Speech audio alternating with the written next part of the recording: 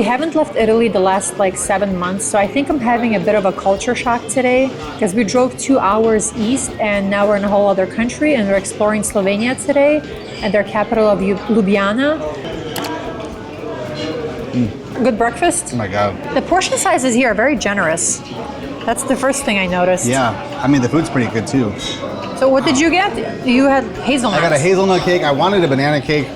I guess they ran out of it. They definitely seem to really like chocolate here because everything on the menu is chocolate, chocolate, like, chocolate. This is just, whew, that is the most chocolatiest thing ever. It's actually glistening.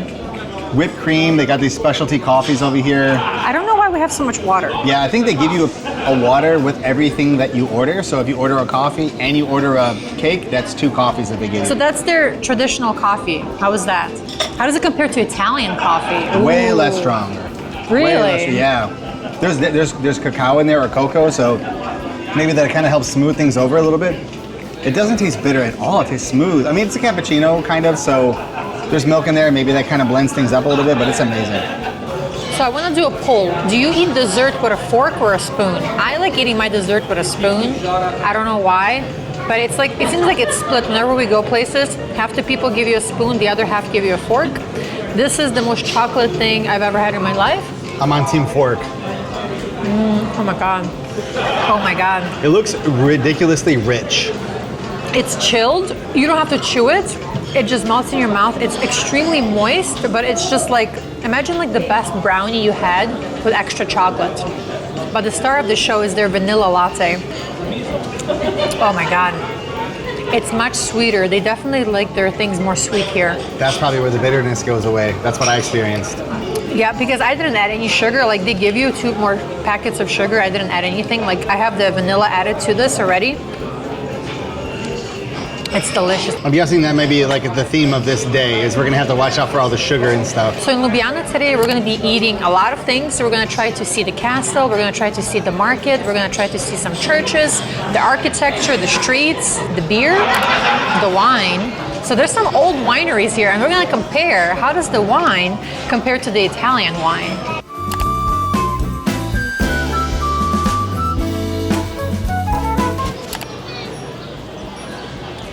The first church, you can't go inside. A little bit of a bummer, but I want to go see why.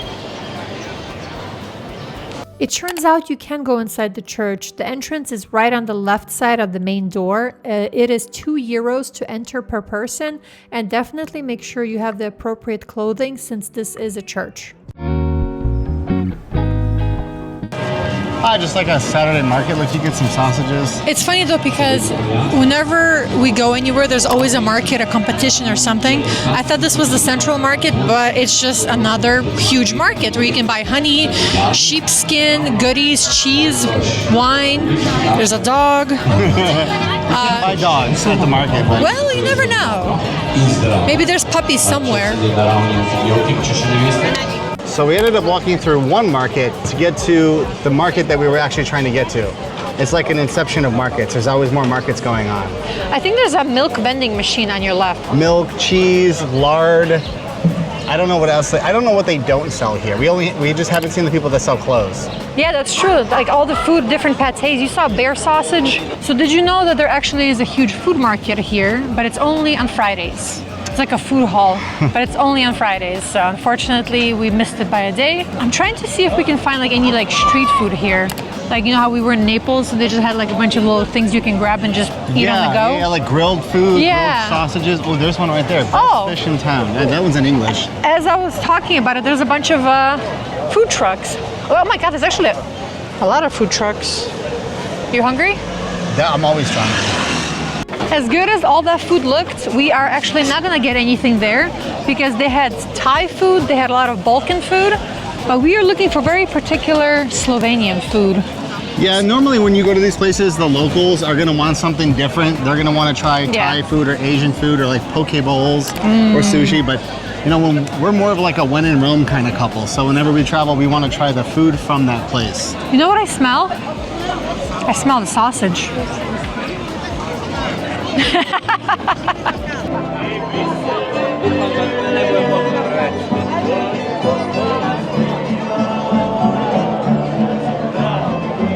One One of the major differences that I noticed right away is in Italy, we see everybody drinking wine and spritz.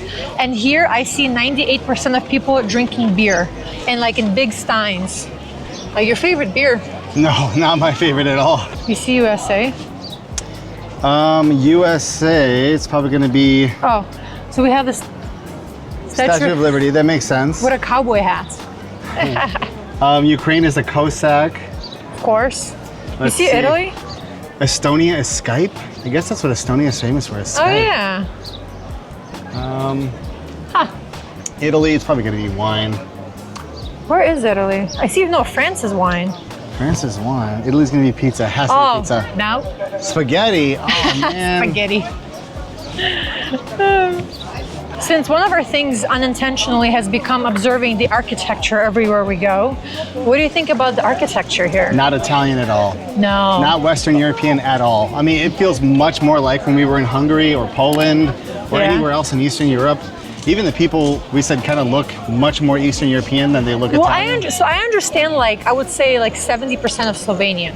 Like I understand like what the conversation's about. I can't exactly say the words, but I can read it. Yeah. Minus all the J's. Like, what's up with all the J's? Oh my God. It's funny because you said Italy doesn't use J. The J is in everything, basically. Mustard, horseradish, and bread.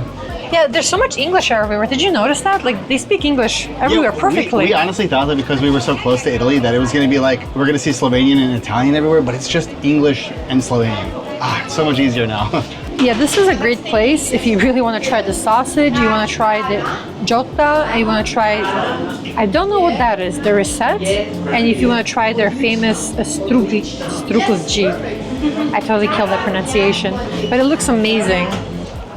I feel like I'm almost home. I got beer, I got sausage, I got mustard, and this is horseradish. This looks amazing. And I heard great things about it's warm, the bread's warm. So this is just a little, literally hole in the wall sausage place. I'm gonna go ahead and take a picture because this looks like it's something I want to keep forever. The camera eats first. Yeah, always. Comment down below, camera eats first or do you eat first? It feels like a little bit of a waste because I'm not a huge beer person.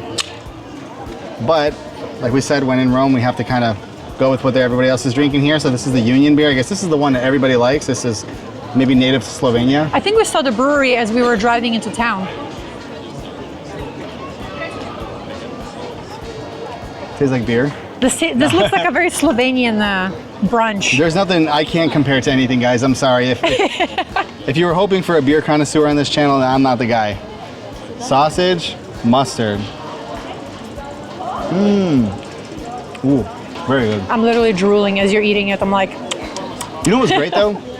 When I ordered, it was I probably received the plate within under a minute. So they have these like constantly going all the time, so you're not gonna have to sit there and wait forever. Do you remember the price? I think $15 for 2 beers and the full sausage Not plate. too bad. Yeah, it's really good. It's funny to me how I noticed when you get to Central Europe and more Eastern Europe, and I know from experience being from Eastern Europe, the men here love cut-off shorts, like cut-off jean shorts. Yeah. Everybody's got denim shorts, completely like skin tight. I feel like as the day progresses, the shorts get a little shorter, so it leaves nothing to the imagination. Another thing I'm very surprised by, actually right behind Vernon, there is a huge tour group, probably of like 40 people. I did not expect this little city, well, it's not little, it's over 250,000 people, but it's still like a very lesser known city to be as popular as it is. We just saw a bunch of people that are doing a tour and they came here from Australia. So that's pretty cool. It's a very mild beer. That's how I would describe it. It's not very hoppy or yeasty. It's a very mild, like if you don't like beer, you'll like this beer. Oh no, I saw the sausage. I'm gonna go with the horseradish. Oh, I got 2 slices, I'm so hungry. For those of you who haven't had horseradish before, it's basically like wasabi. In fact, most wasabi that you've eaten is probably horseradish that's just been dyed green. Dude, the sausage is so good. It's so smoky. I'm just eating it in my hands. This is the appropriate amount of horseradish. If you have a stuffy nose, you won't after that, for sure. You put the bread into the mustard. Oh, that's okay. Yeah. It's all going down to the same place anyway. Oh my God. Have you tried this bread? No, let me see. Oh my God. It's like a pillow. It's super soft. It tastes like it's just made too. So anywhere you go in Europe, anywhere, it's just the food is always 10 out of 10. They got these kind of like weird wooden mushroom type things in there. And they have dragons everywhere. I wonder if there's like a connection. Maybe if you take enough of the mushrooms, you'll start to see the dragons. So one of the things I noticed looking around at the architecture in the city, especially with it being a nice blue summer day, a couple of clouds here and there, is that the architecture here feels very similar to when I was in elementary school and in high school, and they'd show you about Europe and the different cultures around the world, and you would see pictures of what Europe looks like. This place must have been the place that they took all the pictures in, because that's exactly what the architecture reminds me of. Of course, you have to see the famous Dragon Bridge. According to legend, these dragons will wag their tails if a true virgin crosses the bridge.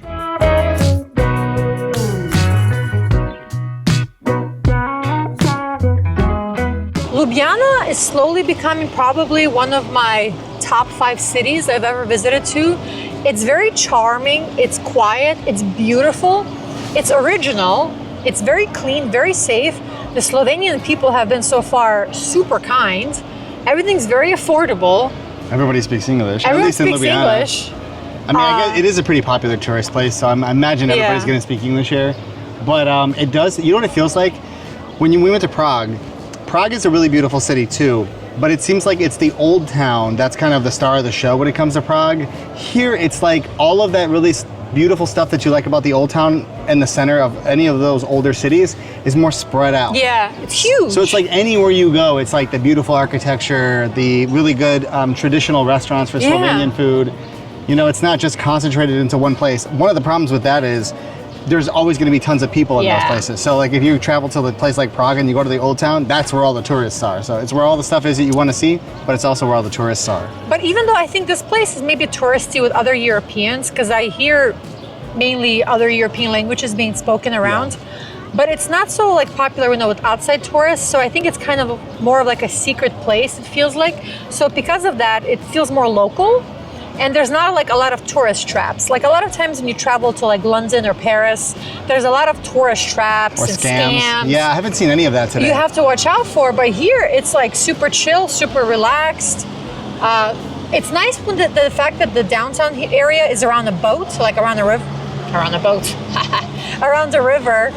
It just feels almost like a mixture of Amsterdam in a way, but cleaner. Yeah, like the canals. Like the buildings behind even kind of look like that. Yeah, I can see that now. But it's like very clean, much more relaxed, less crowded. But it's kind of like Prague and Budapest that we mentioned. So it's a very unique city, and it has like the best from other cities that we visited. That's the best way to put it. It's like an all-star city. Yeah. You know we had to go to a wine bar here. We tried a selection of wines from all over Slovenia and also from the winery that owns this wine bar. I would highly recommend you add this winery to your list. Where are you? Everywhere. Somebody's partying down the river. Damn. What did you think? This was our first ever experience trying Slovenian wine. I think that was a solid 10 out of 10. Like I didn't know what to expect, but it was delicious compared to especially Italian wine. Yeah, we like drinking wine, but I wouldn't say that we're wine connoisseurs. We don't even know how to describe wine. You know, I can tell the difference between white and red, but maybe that's about it. But this definitely tasted very different from Italian wine. It tasted, I don't know how to describe it. Just come to Slovenia and drink it. Yeah, exactly. Don't ask questions. And another thing, if you're a Swiftie, I guess come to Slovenia, because there's quite a few places, they're just jamming, especially the new album. I'm just like, I don't think we can record in here, because I know she has like very harsh copyright laws. Yeah. But yeah, that was amazing wine, and I guess if you're a Swiftie, come to Slovenia. Do the boat cruise. It is amazing. We didn't have enough time to do it today, but it's one of the things that's still on our bucket list to check out in the city. Actually, I don't know how old the city is. I know it's been controlled by many different people, but everything here, it feels old and new at the same time. Yeah. You know what it is? I feel like here they're more likely to paint their buildings. Yeah. That seems like a really strange thing, but a lot of places that we've seen in Europe, the buildings look like they were painted once, like 115 years ago, but here every building looks kind of new, and this is kind of the graffiti. We're in like a side alley. Don't look at that. So we're like in the artsy area. Yeah, so. We don't really care that they paint the buildings with graffiti, but the stuff does kind of feel new. And then you get to this little part right here where the buildings look like they're a couple hundred years old. You ready, Vern? Yep. You're gonna test it in your new shoes? New shoes. New shoe full in. Yeah, with the amount of walking we do, it's like you gotta get new gym shoes every, what, 3-4 months? Because we wear them out so much. Don't trust Google in Europe, because it always takes us through like the hardest, the sketchiest part to get from A to B. I think I just saw a bird. Even the bird looked lost. So. Look at this, where are we? How is this a way to get to the castle? Look at all the stairs. I feel like I'm climbing the Great Wall of China. We got this. The Great Wall of Slovenia. The Great Wall. Let's make a pact. If anybody builds a castle in the future, don't build it on so many hills. Mosquito. They like the Slovenian wine blood. Oh my God, I'm so out of shape. We did bring mosquito spray, by the way. Oh, bring mosquito spray if you come here. There were 2 ways to go, a nice smooth path, and Verna decided to go the jaggedy 300 old stairs. I feel like it's a little bit more difficult at first, but once you get up there, you have more time to relax. Oh my God, it's a good thing they do have, what are those, gondolas to go down? Oh yeah, the Taking little, that down. Little cable cars. Plus the Michelin recommended. No, so rumor has it there actually is a 1-star Michelin restaurant up there. I don't think we'll be dining here today, but there is a very good Michelin restaurant in Slovenia we will be going to probably in like a month or two. Make sure to subscribe because we love food. I mean, who doesn't love food? What's wrong with you? And Italy, of course, is just tons of those Michelin restaurants. Like every single region has at least 2 or 3 Michelin star restaurants. But Slovenia, like you don't really think of Slovenia, you think of that kind of stuff. So that's why I was so surprised when I found that out. I think most people don't even know where Slovenia is on the map. Yeah, or have ever heard of it. That's true, and I mean, it's a shame because it's a beautiful country with awesome people, amazing food so far, amazing wine, and very tall castles. Oh yeah.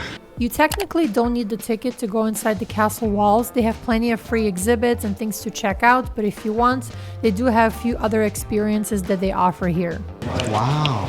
And we're not going there. How did you mess this up? I didn't believe that this was even a 1-star. I thought it was like a Michelin recommended kind of place. I'm kind of curious as to what it's like now. Maybe when we're done with the castle, we can check this place out if they're open. Probably not. I don't think the ticket was really worth it for the €12 per person. A lot of the stuff we saw wasn't original and there was a lot of reading to do. Is there more upstairs? Oh, that's a freaking understatement. You gotta check this out. I don't know if this is worth it. Don't get the tickets. You gotta check this out. Look at this. Oh my God. There's at least like 20 flights of stairs. I'm not even joking. I can't even see. Holy shit. Nope, that's not gonna happen. You down? Nope. Not doing the tower because that is a ridiculous amount of stairs. I'm not even that lazy, but that just looked like a spiral of, I think, probably 20 flights of stairs going straight up. I feel like if we walked up that entire flight, we could eat whatever we want and justify it. So here's some drone footage, what we would have seen. Here you go. On the other side of the castle, you can find the cable car. It is $3.50 to go down, or if you buy it at the same time to go up and down, I think it was €6. One of the things that I noticed is much different than it is in Italy about dining is there is no riposo. And by that I mean places here don't close down for a break midday, which is very convenient, which means we can eat lunch anytime we want. Like it's 3:12 in Italy. Eating lunch at 3 o'clock would probably mean like a very touristy, overpriced place. But here we can actually go to a really nice, hopefully authentic restaurant.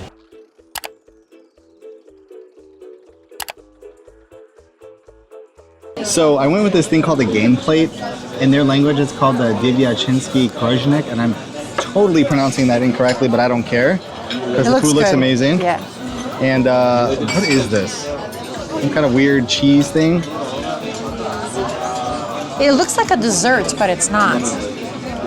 That's what threw me off.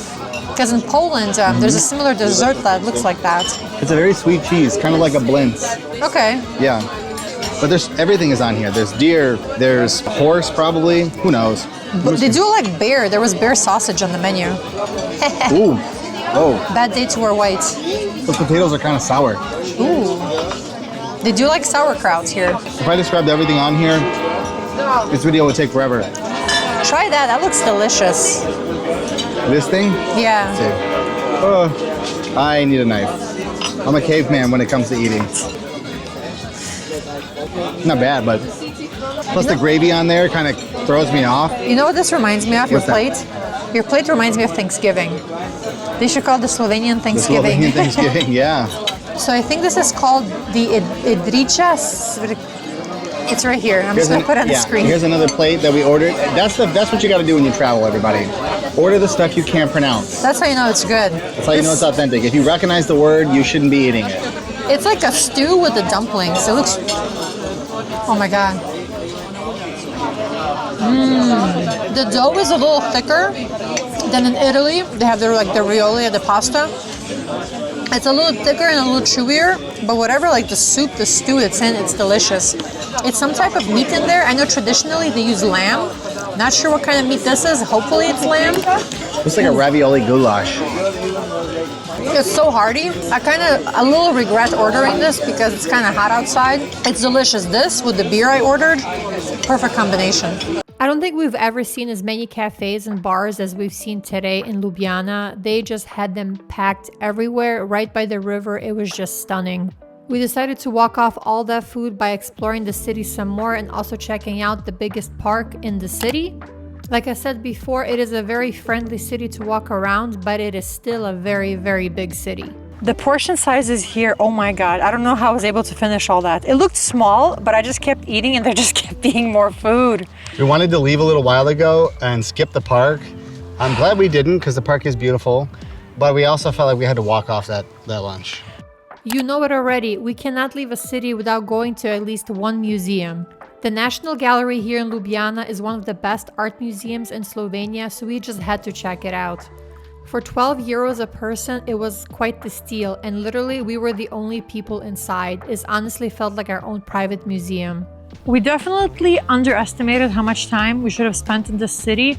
I think for like the perfect time to spend here would probably be 2-3 days just in the city. Because there's a lot of these like little things to do and all that takes time. And we are already 14,000 steps in. Yeah, I think a lot of that had to do with us kind of rushing through things. Not necessarily like sprinting through them, but kind of moving a little bit quicker than we normally do when we travel because we just wanted to be able to see so much. And there's a lot to the city that we didn't see at all.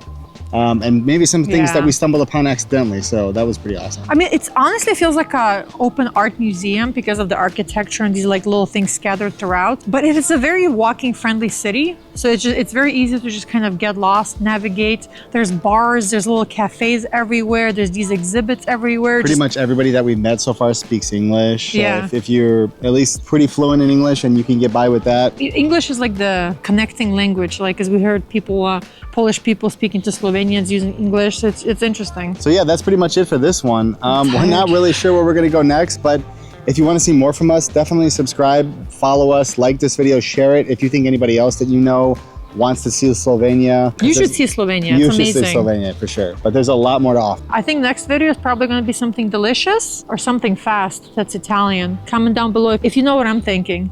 Ciao.